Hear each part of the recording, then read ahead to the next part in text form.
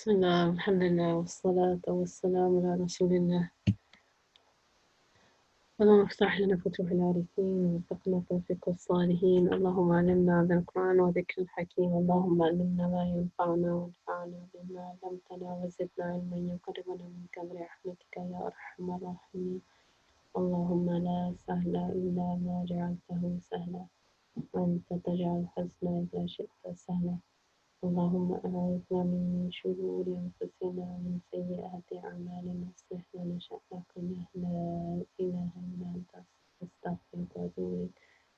اللهم صل وبارك على سيدنا محمد وآله وصحبه وسلم تسليما. نويت تعالى وتعني والنفع انتفاء تذكر التذكير والإفادة والاستفادة والحث على تمسك بكتاب الله وسنة رسوله صلى الله عليه وآله وسلم. ودعا للخير دعت أيضا خذ ابتغاء وجه الله مرضاته وقربه وثوابه سبحانه وتعالى. Assalamu alaikum wa rahmatullahi wa barakatuh, sisters. Okay, so alhamdulillah. Here is the section on makeup prayers. I'm just going to read the Arabic. Bismillah. يجب قضاء ما في الذمة الصلوات ولا يحل التفريط فيها. ومن صلى كل يوم 5 أيام فليس بمفرط ويقضيها على نحو ما فاتته. إن كانت حضارية قضاها حضرية وإن كانت سفرية قضاها سفرية سواء كان حين القضاء في حضر أو سفر. والترتيب بين الحاضرتين وبين يسير الفوائت مع الحاضرة واجب مع ذكر ويسير 4 صلوات فأدنى. ومن كانت عليه 4 صلوات فأقل صلاها قبل الحاضرة ولو خرج وقتها. ويجوز القضاء في كل وقت ولا يتنفل من عليه القضاء ولا يصلي الضحى ولا قيام رمضان. ولا يجوز له إلا الشفع والوتر والفجر والعيدان والخسوف والاستسقاء. ويجوز لمن عليهم القضاء أن يصلوا جماعة إذا استوت صلاتهم. ومن نسي عدد ما عليه من القضاء صلى عددا لا يبقى معه.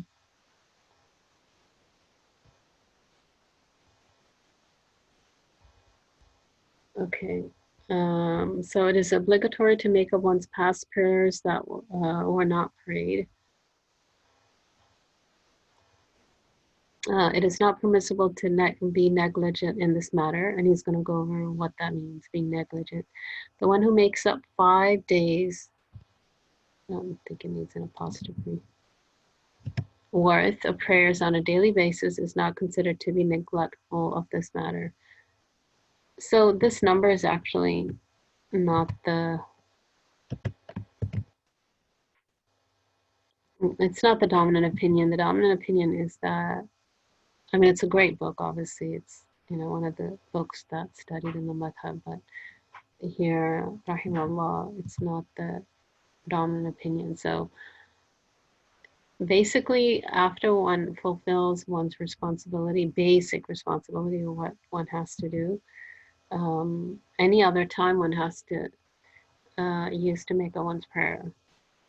So one has to think about, how much time one is spending on things that one doesn't actually need to do. So sisters in the kitchen, I mean, how much time am I really spending that I don't need to? How much stuff can be delayed? How much stuff actually is just my own, just we all have an idiosyncrasy. So how much of that can I actually, or do I have to let go? Because it's really not wajib, right? Not sharan wajib. I may have made it wajib upon myself, but those are my own idiosyncrasies. So, right, so one has to be careful about that. So anything one doesn't have to do, one would not do, and one would use that time to make up the prayers. So it could be 5 days worth of prayers, or it could be less, or it could be more. Right, and then we talked about in an earlier class how one can simplify it so that one does the 8 confirmed sunnahs, but if one wants to shorten some of the other aspects, like leave out the virtuous acts, or or do them sometimes and then make up prayers and leave them sometimes. That's fine. Like the Salat Ibrahimiyya, if one's finding it too long, one has like 10 prayers. If one wants to just do Sallallahu Alaihi Wasallam, um, and it's not from the confirmed sunnahs anyway. But there's khilaf amongst the madhahib on that, on the ruling of it.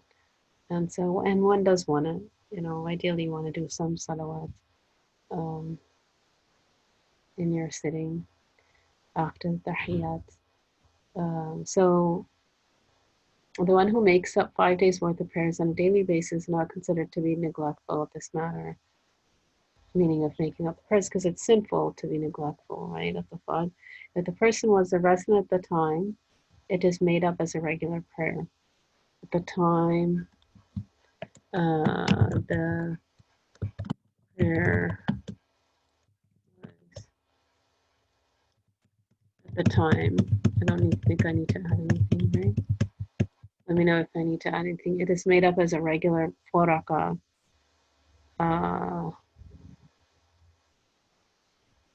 So,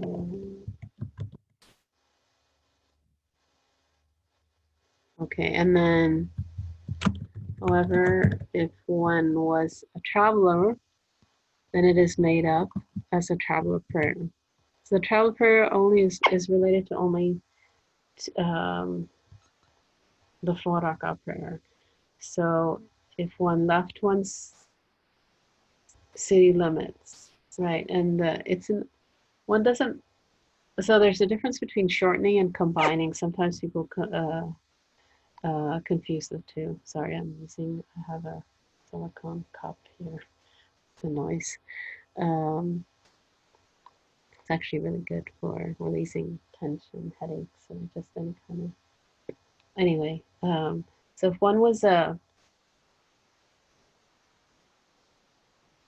there's a difference between combining and between shortening the prayers. So, and it's got its own fiqh. So combining is a ruqsa. So in certain situations it's permissible, but it has conditions. So if one's a traveler, but one's resting, one does that prayer that came in at that time. One can't just say, okay, now I'm going to delay it. So anyway, it's just, inshallah, we'll go over the travel brochure that I did. Alhamdulillah.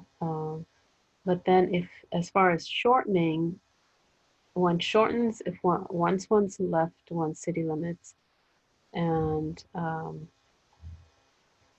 if one's going to be somewhere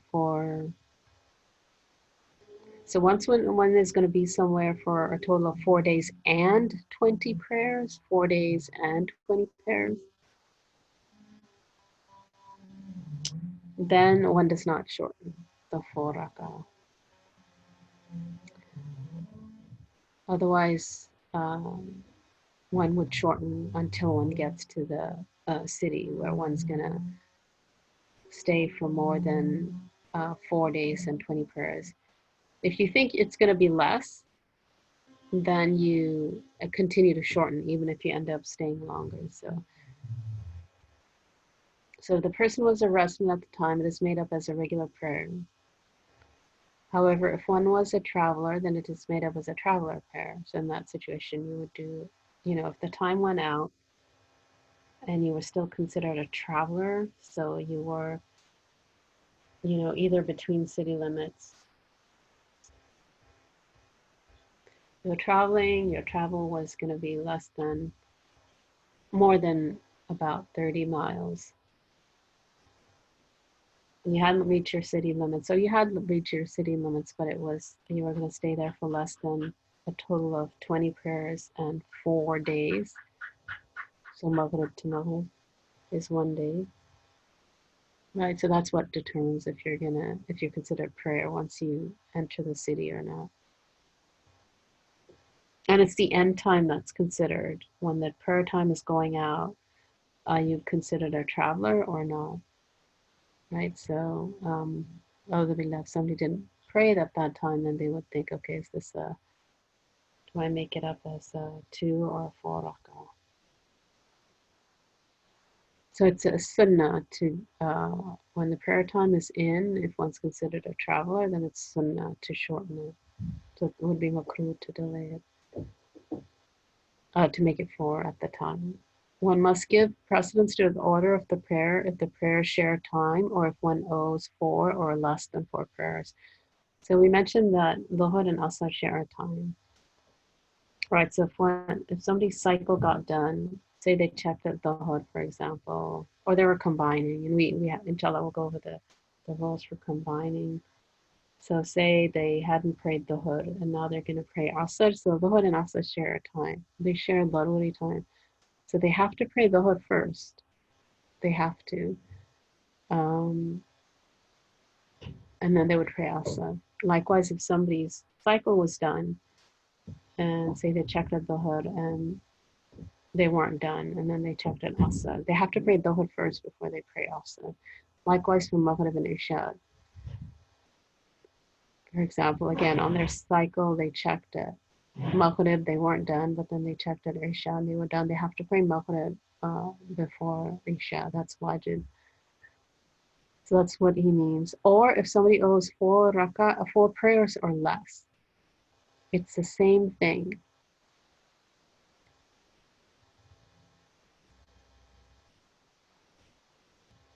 So say a person owes 4 less prayers, and then, but they also have their current prayer.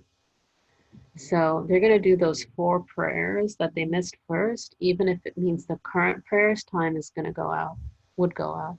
One must give, that's what he means. One must give precedence to the order of the prayer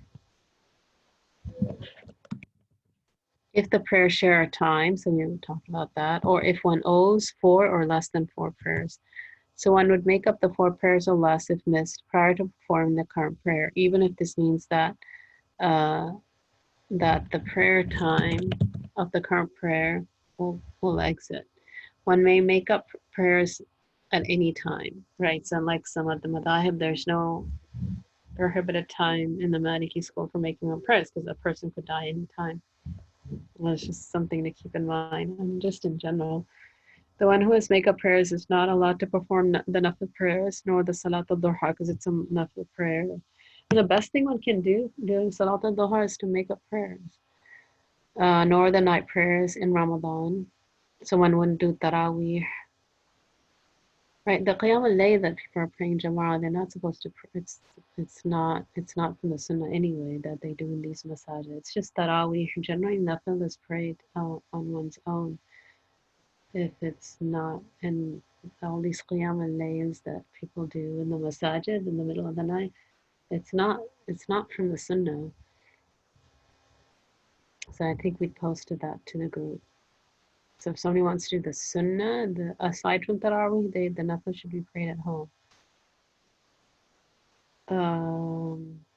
No one who has make-up prayers, the one who has make-up prayers is not allowed to perform the nafil prayers, nor the salat al-duha, nor the night prayers in Ramadan. So in general, any nafil prayer, one may only pray the shafar and witr, because we said witr is sunnah, it's a confirmed sunnah. And so, and shafar, and you can't, it's makruh to pray the witr without the shafar. So then you pray the shafar with the witr. The fajr, we said, are the 2 non-fard prayers before the subh. You intend fajr for that. This is in the Maliki again. The 2 Eid prayers.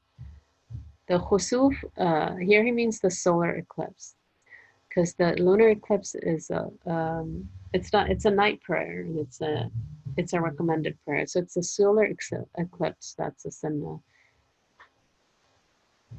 And it's recommended to pray it in the masajid, but even if one was praying it at home, right? And the rain prayer is this all. It is permitted for the one owing prayers to pray in congregation if they have the same make-up prayer. If they are performing, right? The one who has forgotten the number of prayers he owes, right? So he prays, makes makes them up until she has no doubt. So he just has no doubt about having made them all up. So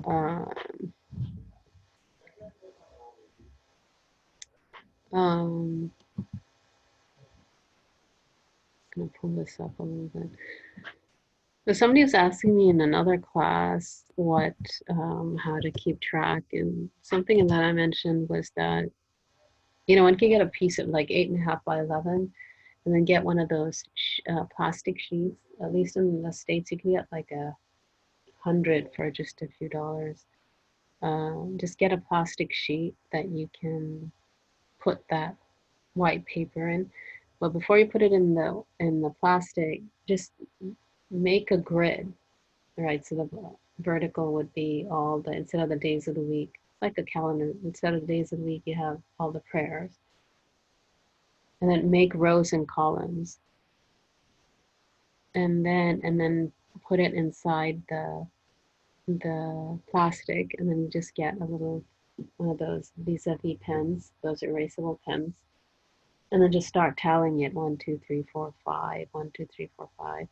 And then once you run out of space, then just count them and then just write them in in the paper, on the paper, and then you can erase that's one way to do it. Or just if you're worried about it all being erased, then just take the sheet out every once a day and just tally up everything. And subhanAllah, and there's just a good, if somebody's doing that, and there's this sense of, okay, alhamdulillah, because you see it on paper. SubhanAllah, and inshallah, it's getting written somewhere else as well, inshallah, in one's books. So that's one way to do it until one doesn't have any doubt. And one should be doing it anywhere when one's traveling, and one really shouldn't be going anywhere if one has makeup prayers, other than if somebody's married and, they have to go somewhere with their husband. But one shouldn't be, or of course, visiting parents and things like that. This is the best thing one can do. And it's the first step to get close to Allah. A lot of people, and I was thinking about that because one of my teachers has just really come down on some of the teachers. It's good because a lot of times, I've noticed the men, they won't, if they're male teachers, they don't like to correct each other. Men don't like to correct each other in general, I've noticed. And so one of my teachers, he's just really coming down on some of the male teachers, and he says they call them some shuyukh, and so he's been, one of the things he said, but he's easy with like the common person, the regular, the people are not called shuyukh. So, which is how it should be. Like the people that are responsible should, people should be strictest with them. But everybody's kind of afraid of offending someone, just because I think a lot of times our intentions are probably not the best, or we're just worried about, okay, what will people say about us rather than what Allah thought I would say. I was just thinking about that because he's gotten a lot of heat for it, and he's like, I really don't care. His faith is so strong. He's like, I'm here to please Allah. It's just, you guys don't like it. It's just too bad. But he's very gentle with the common person who comes to the home, and because he's like, that's the common, that's the common Muslim. That's how we're supposed to be with them. And all this other stuff is just buttering up people just because we're afraid of what they will say, because they have some type of position in society, even if it's in the Muslim society. So he was saying that a lot of people give this bay'ah, and these teachers, they may not teach them. They may teach them nawafil, okay, they help them get close to Allah in some ways. But he said that he said you should do your fard, and he was talking about some of the sheikh, like in Mauritania, they're very anti-Bear because of he said it's like this blind following, and people just sort of almost not worship, but have this like, oh my gosh, my sheikh is just everything, and that sheikh. And then he said, but somebody else is teaching them, like Murabit al-Hajj was teaching, who was a known wali, they'd never seen him do a makruh. He said he taught all these people, but then if their sheikh that they gave bara would come, they wouldn't give any. They were just, they wouldn't give any, importance to Murat al-Hajj or the teachers who had taught. I mean, it's hardly anybody like Murat al-Hajj, but or the other teachers who had taught them their fiqh. And he said, that's just wrong. And I was like, well, that's how people are with parents. Parents will do all that they do, and then people don't give much importance to parents. They'll give more importance to other people, their friends. And it's one of the signs of the end of time that people will distance their parents and bring close get close to their friends. Now, I know sometimes parents are at fault because they're nagging their children about the dunya, and it just gets, so sometimes the parents are at fault. But he was bringing that up, that and the hadith is that the slave draws close. There's nothing more beloved to Allah than the fard that He's made obligated. And those are the first steps to getting close to Allah. And then one continues to draw close to Allah through the nawafil, right? And then there's the rest of the hadith. So he said he was just criticizing these people who come and have these big majalis, and people will cry and they'll do some dhikr and they'll go on. And then people just, oh, hoo-ha, the sheikh of mine, and he's so this and that. And the sheikh just kind of, gets to know everybody from a distance. But he, versus somebody who like takes one or two students, or like some of my teachers have done, and they just over years and decades have taught people and answered their questions. And he's like, people have been rude to Mu'awiyah al-Hajj, but their sheikh that came, and someone asks if the sheikh who teaches you fiqh is not your sheikh, so it's just this, it's people following their passions, because a lot of times what happens is that somebody has a teacher long enough, that teacher's going to correct them, and that's just really hard on the nafs, especially in this day and age when a lot of us get offended really easily. So versus the sheikh that comes from a distance, comes and just kind of waves, has some majalis of dhikr, and then just takes off. And maybe you can email them once a month, or but they're not like giving you your farda ayn. And subhanAllah, I was just thinking about that, and somebody brought up a point. Al-qurbu hijab, being close to somebody is a veil. And so I've seen that where people have done that with some of my teachers. They've taught them, and then just with their sheikh of bay'ah comes, quote unquote. And one of the things this teacher of mine brought up, he said, they don't really, some of the ones he'd encountered, he's like, they're not really shuyukh because they haven't really mastered their fiqh. I've tested them, And so he's been speaking out about this, and rightly so that he said people are getting deluded, you call them sheikh and all that. He doesn't want to deceive people. And he gets so much heat for that, subhanAllah. People have gotten so offended, subhanAllah. But that's the truth. I was like, really, everything he's saying is true, subhanAllah.